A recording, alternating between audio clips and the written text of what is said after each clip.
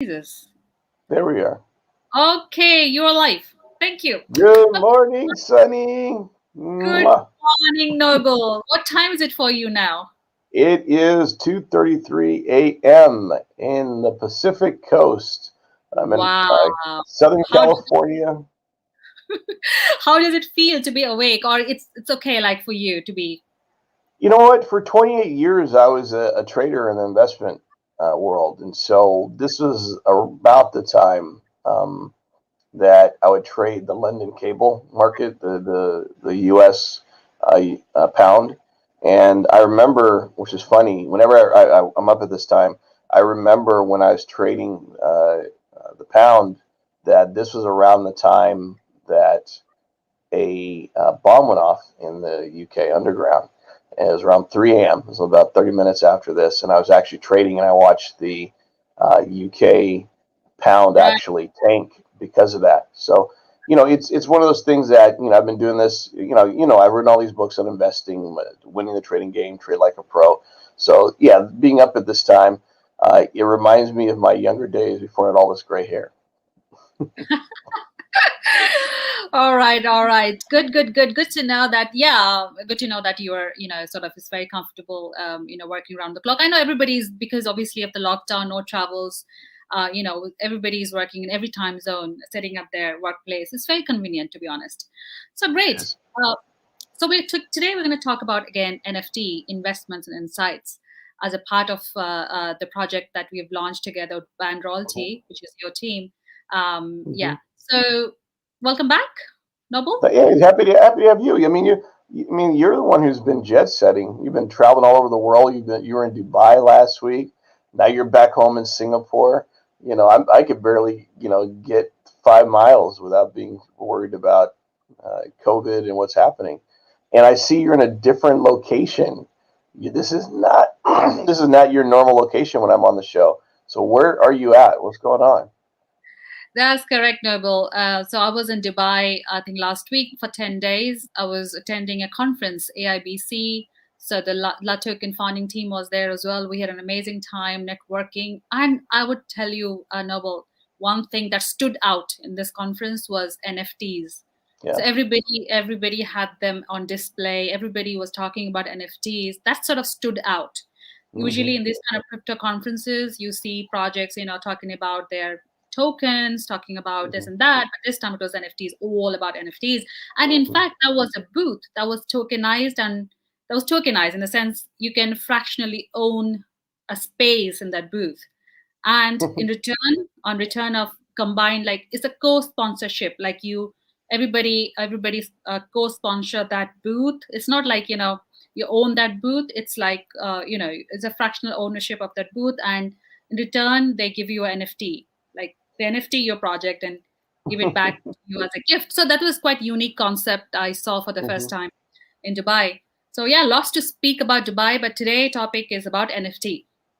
Mm-hmm. So yeah, as you can see, I am in a different place today. I am in a hotel quarantine in Singapore. I'm back in Singapore. This is my third day of quarantine in a hotel, and I have to complete another. So in total, I have to complete 21 days. I'm sort of, and this is my third day. 21 days. That's correct. I will make sure I at least email you or send you a message on WhatsApp. I will not let you be isolated. Right? Quarantine does not mean you have to be alone, Sonny. Yes. I mean, VCTV helps. Thank you, Noble. VCTV helps. And I'm really look forward to these kind of sessions as well, to have a Mhm. one-on-one session with you and, other speakers of VCTV. That's actually helping me at this time. Yes, I So am in. it's crazy. It is a crazy time, and it's funny that when you talk about non fungible tokens and NFTs, I've been talking about this since last year. I remember when I first got on Kyle's show, and we first started talking about non fungible tokens. A lot of people didn't even really understand really what I was talking about. They understood crypto from the currency aspect. They understood it from the decentralized app aspect, but they really weren't grasping how big a change the idea of a non-fungible token is. And and then people just still don't understand it, to be honest. We're at a place where We have the great product we did last week, and we had over 40,000 plus people sign up for our Telegram chat based on our giveaway, which is great. You guys did a great job. I got to give it up to LATOKEN for driving the traffic there. But a lot of people are still asking, what is a non-fungible token? What is an NFT? So I'm glad we're going to be doing this series together over the next few weeks to really explain what an NFT is. So in your opinion, what do you think NFT is? Because you talked about the booth and you were there in Dubai. What is an NFT and your feelings and how do you imagine it? So, oh yes. So basically, Noble, exactly. I mean, non-fungible token, as it stands for, it's different from cryptocurrencies. It's different from a Bitcoin. That's what I understand. It's different from a ETH, right? So what I understand, NFT is something unique. And if I am a owner or sort of buyer of NFT token, I just call it NFT token, like a non-fungible token, not non-fungible token, but NFT, which means that I own the asset which is back to that token. If I'm able to make it easy for the viewers. So basically, if that NFT is back to sort of art, just an example. So if I own that token, I own that art, a piece of art. So it could be in a digital form, because these are all digital tokens are all digital. Like so, this is the layman understanding of in a simple way, if I can explain. No, it's you know what, you hit the nail on the head, and the beauty of it is, I think language sometimes can confuse people, and sometimes it's designed to make people think of things in a more difficult way. To be honest, there's really only one Sunny, and there's only one Noble. You couldn't just take me and drop me in your family and vice versa, and nobody not notice, right? And that's really what non-fungible is. There's no way to replace the item at all. And right now, people have been doing art, which is great, but the implications are a lot bigger than that, right? So if you're owning property, if you're in Singapore and you've got a flat on the third floor, it doesn't have the same value as a flat at the penthouse level, even if it's in the same building. And so what happens is these non-fungible tokens really start showing what's called chain of custody, that this person owns this property, whatever it is, whether it's physical or digital, and it's proven on the blockchain and it could never be erased. Now, I don't know if you've ever bought, and I don't know the process of buying property in Singapore, but in the United States, I've done investment property, I've done my own property. You could end up with stacks and stacks of paperwork for every single property. And you'll get calls from the bankers multiple times to provide the same information in the same process of the closing. And the idea of being able to, quote unquote, tokenize it, meaning that you can put all the information and all the metadata in one place in one instance so that you don't have to constantly be redoing the information and that information represent the product, is powerful. In the US, people get pink slips. Like if you pay off your car, you get what's called a pink slip, even though it's green. It's weird. I don't know why they call it. Maybe back then it was pink slip, but it shows that you own your car, and it's a big process that you have to. The DMV sends it to you through the mail. If you lose it, you got to send an email back to the DMV or a letter back to the DMV proving that you owned it to get it. Well, in tokenization and the digitization, the power of non-fungible tokens with the distributed ledger technology means that I can never, ever lose the fact that I own this version of this car at this moment forever. And so we all have been living a non-fungible world. The tokenization just allows it to be codified and put on the distributed ledger so it could just be found. And that's an amazing thing because humans have been waiting for this forever. The ability to be able to actually prove someone owns something and for it to always be known that I owned it and then I passed the information, the title on to the next person. And that's a really powerful, we're on the verge of a very powerful thing in this Web 3.0 space. Thank you, Noble. I think the use case that you just shared about real estate, owning an apartment, and obviously there are different prices between the penthouse and just a normal floor. I think that use case is something that is going to be the future of real estate, using NFT and DLT. However, when it comes to NFT, as we all know, we have Twitter. The founder of Twitter sold one NFT for maybe just under 3 million or something. So how does that come into picture, and why would somebody pay 3 million to sort of own a NFT, a Twitter tweet by a founder of Twitter? Sorry. Well, so now you're asking a psychology question, right? And the psychology of what's going on is a little bit different. So in history, you have what's called the nouveau riche, right? And they always pop up. And the nouveau riche are people who, when they get immediately wealthy in a new industry, the first thing they do is find a way to store the value of their wealth in art. So when you had the oil barons like J. Paul Getty and Carnegie, the first thing they did was buy art, set up museums, create installations. So it only stood to reason that, when people become the nouveau riche in the digital marketplace, remember, you at one point you could have gotten 50,000 Ethereum for $2,500. Now one Ethereum is fluctuated between $3,000 and $4,000. There's so many people who are the nouveau riche in the digital space. So it only stands to reason that they would then want to become collectors of unique digital items. So your question is a psychology question. Why or how is it possible that the founder of Twitter could codify, create a non-fungible token, put it on the distributed ledger technology, and find someone to buy it? The question is, how could he not, right? That's a part of digital history. And that digital history is what people want to own a piece of now, because we know that we're moving into a world where if you have a lot of digital assets, just like a video game, you're going to be able to show them off, showcase them. And then you start talking about meta universes, and you start talking about Upland and all these places where people can just show their technology, their digital art and their digital music.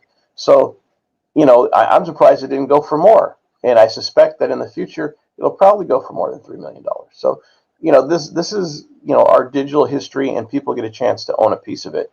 So that doesn't mean that everything has value. And it doesn't mean that everything that's being sold now at high prices are going to continue to have high price values.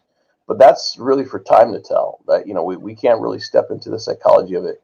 Look at, I think back in, 2012, you had the whole project, the colored coin project. It is one of the first examples of NFTs.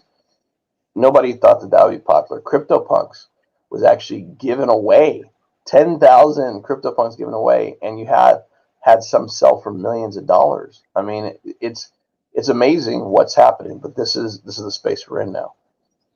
Absolutely, and that's a bit of psychology, as you rightly said. Jack Dorsey's tweet sold for 3 million.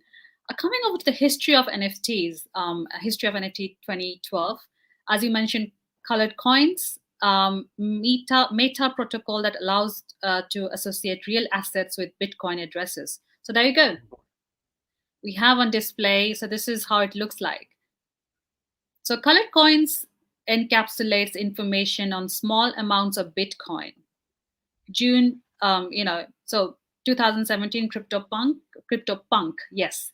So can you have that on display as well? So it consists of 10,000 unique collectible characters with proof of ownership stored on the Ethereum blockchain.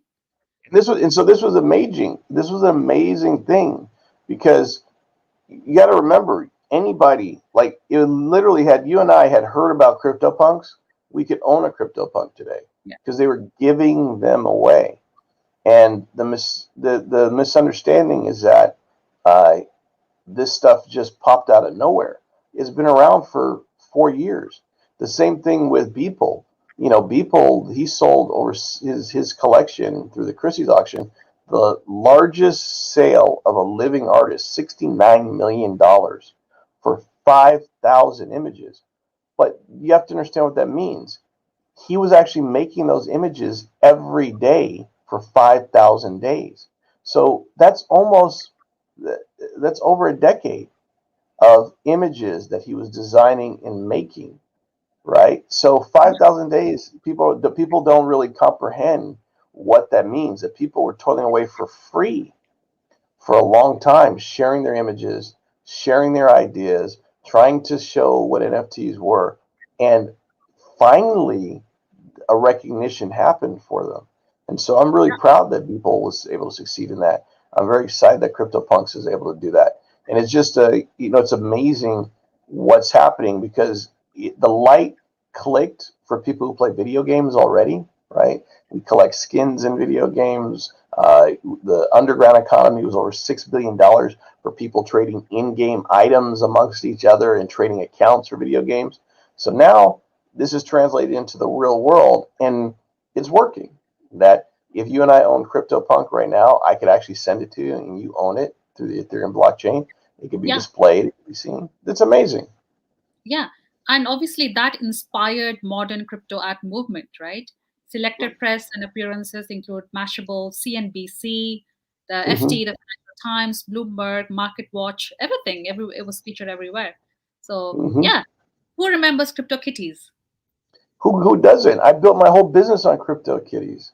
So I filed a patent for combining augmented reality with merchandise and clothing and NFTs back in 2019 is when we first filed it, because I really saw that there's going to be an intersection between NFTs, physical items, and then to be able to display them in augmented reality.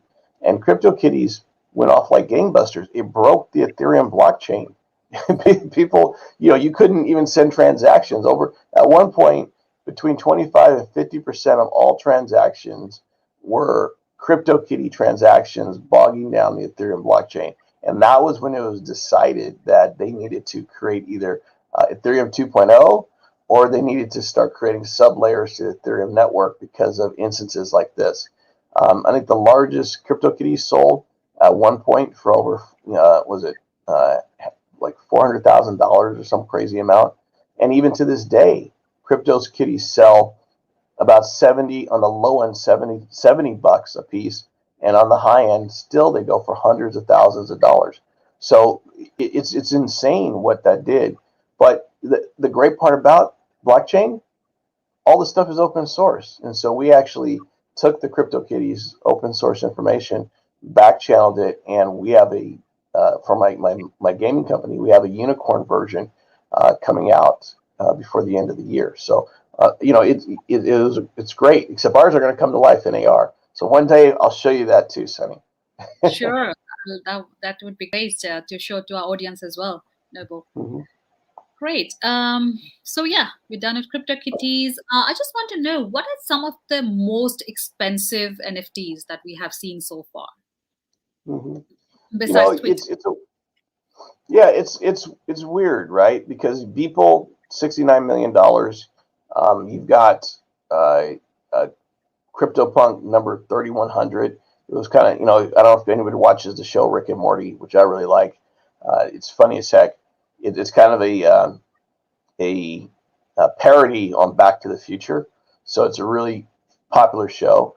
That sold for $7.6 almost million, which is crazy. Then you've got just different. Then there's Hashmask. I don't know if anybody saw Hashmask. Hashmask is super popular. Yeah. It's a installation where you have over 16,000 pieces with over several hundred artists across the world who made these Hashmasks. And they went ahead and auctioned off one of the Hashmasks for almost $700,000 in Ethereum not too long ago. And this process continues. NBA Top Shot, hundreds of thousands of dollars for video NFT clips, right, of LeBron James and other famous basketball players. So it's very interesting what's going on in the landscape. But it also, it opens up a lot of questions, right? Are these securities? Are these real? Are people speculating, or are they really investing? What's happening behind the scenes? And that's that's pretty huge, right? Because people are still trying to figure out what these are and what rights they have. Do they Right. just have the rights of the image? Can they print it up? So there's a lot of confusion now in this phase of NFTs as well. Yes, actually, right. So I think I remember Ricky and Morty.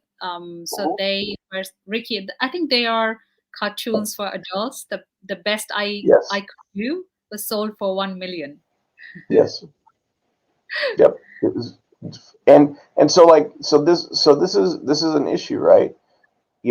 When someone who loves Rick and Morty and they create one of these NFTs, the question is, are they falling under fair use, right? Hmm. Are they so there's a lot of stuff that starts to happen. Who owns a copyright?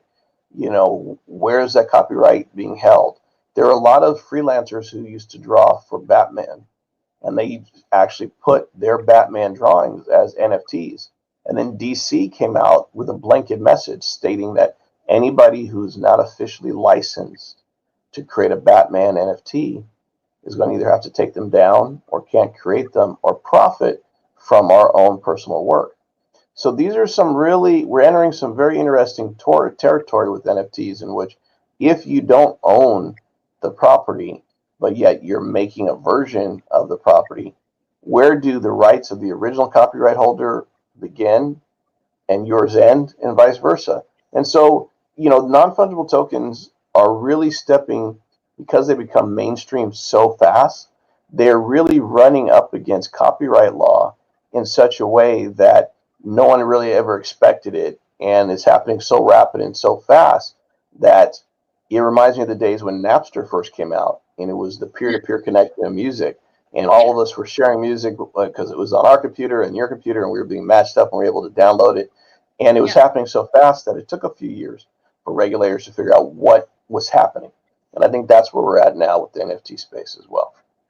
Yeah, I think that brings to my next question.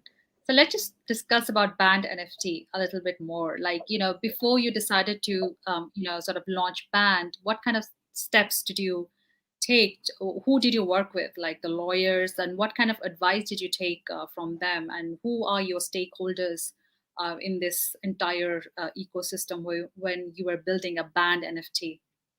Yeah. So, first and foremost, I've been in the music royalty business for almost 20 something years. I don't look that old, I know, but for almost 20 something years. And what I learned early on was that the music royalties could be bought, and they're almost traded like baseball cards, to be honest, where people are able to, or cricket cards, depending on where you are, uh, where people are really trading back and forth these songs, the different royalty rights, because the royalties come very, very slow for artists. If you're in the United States, your royalties come once every quarter. If you are in the United States and collecting royalties from overseas, you might not get your overseas royalties for 6 to 8 months. And Right. so that doesn't change the fact that your bills come every month and that you Right. have things that you want to save up for. And so writers, publishers, performers, they all trade amongst each other or get advances or sell off a certain number of years of their royalties of their songs that they get. And so the first thing that we wanted to do when we started Band Royalty NFTs is focus on the acquisition of the music. We own the music. And by owning the music, we already have the royalty rights. It's not about us getting the royalty rights. It's not about us maybe having the royalty rights. It's us having the royalty rights of multi-platinum singers. So immediately we've got Justin Timberlake songs directly off of his album from the 2020 Vision project he put out. We have songs with Jay-Z and Justin Timberlake singing. We've got songs from Beyonce. We've got songs from Rihanna. We have songs from Demi Lovato and Cher. Because the songs themselves are not always the performer writing them. You actually have other writers, you have other publishers who own the music, who get a piece of it. This person just happens to perform it. And because that person happened to perform it, we have a catalog of some really super successful songs. We've got Mirrors from Justin Timberlake. that on YouTube has got almost like 1 billion views or some crazy number. We've got songs from Timbaland. We've got songs from Missy Elliott. So we have all these top platinum producing artists in our catalog, and that was kind of the linchpin of how we wanted to do it. So that immediately day one, we own the royalties. We could talk about the royalties we owned with these artists, and more importantly, we would actually intersect art with music royalties. A lot of people don't understand how their favorite singer makes their money, and we really wanted to give people an opportunity to be a music mogul by owning the NFT art and then giving them a chance to step into the music royalty space by having the opportunity to stake with us. And it was a very, very simple premise. But because of that simple premise, we've had to speak, you're right, we've had to speak with different attorneys. We have attorneys in Singapore, attorneys in the US that we've communicated with to make sure we're not securitizing the product. We're developing a white paper to make sure that people are able to benefit from it fully. We're creating a token economy that plays into it. So we've had to do a lot of hoops to do the one simple thing: create a music art NFT that's unique and has its own rarity levels that give people a chance to share in revenue. You don't own any of the copyrights, but you will have an opportunity to share in the revenue once we figure out the hoop mechanisms that people have to jump through. Noble, if I understand correctly, so we have the artists who are getting benefited, and we also have the collectors who are going to be sharing the revenue. If they want, and that's again, it's a choice. If you want to hold on to your NFT, because when you stake it, you can't sell it. So we only have three. When we created this project, we looked at how successful Cryptopunks was. We looked at how successful Hashmax was, and we realized that there's kind of even Beeple, how there's really a sweet spot number for the whole entire blockchain ecosystem. So you want to have between 10,000 and 16,000 unique rare items of NFTs to really build value for everybody who participates. And so that's what we did. We created the initial first 3,000 rare NFTs, and we'll be putting out a couple other series over the next 18 months. But we're going to max out at 12,000 NFTs total. And the only way you'll ever be able to access what we have is almost like a backstage pass that you own, right, when you buy one of our NFTs. So the only way you'll be able to get a backstage pass to accessing our royalties, when we start throwing, you guys heard it first, when we start throwing concerts to participate in band royalty concerts, you're going to have one of our 12,000 NFTs. And so that's a unique component to what we're doing, that this is not for everybody. This is not for anybody who wants to participate, because once they're gone, they're gone. And right now, anybody can get started with 1 ETH. I don't believe that's going to be the same case as we start putting out the next series. And right now, I think we have less of the 1 ETH ones. We have less than 1,000 of them available, to be honest. Only 900 of them available, something like that. So that's your backstage pass to do anything that we are participating in band royalty. So we're reaching out to Ticketmaster. We're reaching out to even do our own concerts and create what they call kind of pop-up concerts across America. And so there's a lot of cool things that we're going to be doing for our NFT holders that are going to be so unique, in addition to the ability to stake them. I think the staking, to be honest, is going to be the least valuable part of it, but it's going to give people the ability to be a music mogul, to really say, oh yeah, I staked and I received revenue from an album from Cher, or I received some revenue from an album from Demi Lovato. It may not be a lot, but it'll be something, and you are going to be one of only 12,000 people who can do it. Absolutely. So viewers, this is another way you can make money by staking NFTs. Awesome. So you just had your NFT auction lottery on LATOKEN platform. So how was the response? How was the experience so far, Noble? Oh, you know what? It's been a super great. I don't think I'd be sitting here at 2:30 in the morning if it was a bad experience, right? I think that it was a great experience. I enjoy working with you, Sunny. I enjoy working with the LATOKEN team. we're in fact going to be releasing our band tokens with you guys. And so the response has been phenomenal. You know, I think it was the first day when we were trying to push out the NFT by accident. We kind of told people the band royalty and tokens were here, and people started buying them. We're like, no, there's no band royalty token. There's nothing you can do. So the reception of what we're providing is so unique and so different in the sense that we're not just creating, you know, Beeple. While it's great artwork, there's nothing behind a Beeple piece of artwork. It's just an NFT, and you're hoping someone else is going to buy more. Cryptopunks, the same thing. There's really nothing behind it.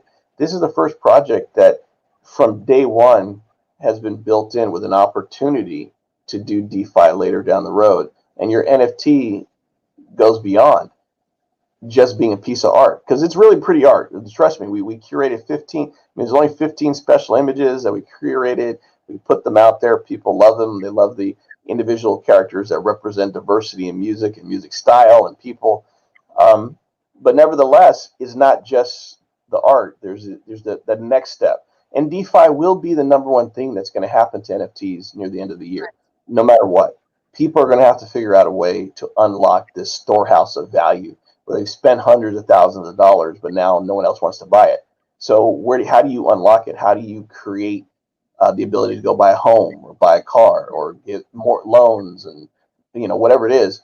The DeFi component to NFTs are coming. We just incorporated it immediately in the development of what we started out with. And people love it. I think we've got great reception, 40,000 people on our Twitter account now. We had another, like I said, almost 40 to 50,000 people sign up in Telegram rooms just to learn what we're doing. And so we're happy to give people this opportunity for just like literally 1 ETH to become like a music industry executive, where you're getting a piece of all these famous artists' songs performing all over the world. No place else is doing that. Absolutely. Thank you, Noble, for that, sharing those insights about banned NFT in particular. So viewers and audience and other founders who are looking to launch their NFT, so I just make an announcement. So you can do that with LATOKEN, just like band royalty. So we launched our NFT Marketplace, and you're looking to list your NFT, feel free to reach out to me. You can contact me on my email, my Telegram, WhatsApp, whatever ways you could do. Please contact her. She's stuck in the hotel for 21 days. Just a query. Just like, oh, you know, you might be halfway, you know, kind of on the fence. Just contact Sunny. She'll get you across the line. Yes. Noble just said it. I have a lot of time. I'm stuck here in isolation. Thank you, Noble. Thank you so much for your time today. So we had a great time today on VCTV discussing about everything about the basics, NFTs, and what band is doing, the future roadmap of band royalty as well. So all good stuff. This is going to be ongoing every Thursday. So please stay tuned for more insights about NFT. This brings us to the end of the show. I'd like to take some quick closing remarks from Noble. You know what? I hope this is not the end of everything. We've been doing a great job, and I'm always happy to be a part of everything that LATOKEN does. Vitalik and everybody, you guys have such a good energy and super positive. And so, you know, I'm looking forward to working with some of the Asian artists that we've been associated with to do our second series. You know, we've got 2 more series to come up, and we've got friends that you're going to introduce me to, Sunny, that we're really excited about being the artist for our next series. We have people in Africa that we're talking to. So this is world changing. You know, NFTs have brought everybody closer together, and now everybody's trying to scramble to figure out how they can create wealth in it. So the same thing, reach out to me on LinkedIn, reach out. If you're an artist and if you really want to participate in our second series, reach out to me. You know, if you're a musician and you want to be a part of the band royalty ecosystem, no matter where you are in the world, and you're established, reach out to us.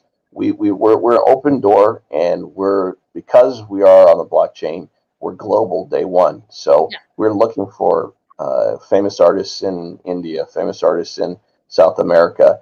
We're talking to people in Mexico now that want to be a part of our royalty ecosystem. And so we're excited at what the potential means for all artists everywhere to get directly close to their fans to participate in the business side of music. So happy to be here with you guys. Enjoy talking always with you, Sunny. Thank you so much, Noel. Thank you so much. Thank you guys for watching us today on VCTV. So you can catch me again back on VCTV talking about NFT investments and insights next Thursday with Noble. Till then, take care of yourself and see you later. Bye-bye.